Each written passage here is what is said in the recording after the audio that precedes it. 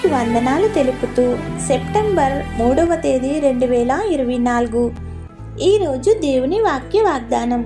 కీర్తనల గ్రంథం 65వ అధ్యాయం 7వ వచనం. ఆయనే సముద్రముల ఘోషను వాటి తరంగముల ఘోషను అణుచువాడు. ఆమేన్.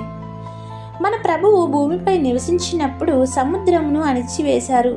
ఇది ఆయన దైవత్వాన్ని చాటి చెప్పింది.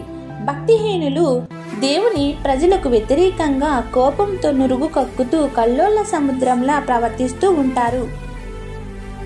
కానీ దేవుడు ఈ గర్వించదగిన నీళ్లకు ఆయన తన ప్రజల తరపున అణిసివేసి ఆ ఘోషను రాకుండా సమాధానపరుచుతారు.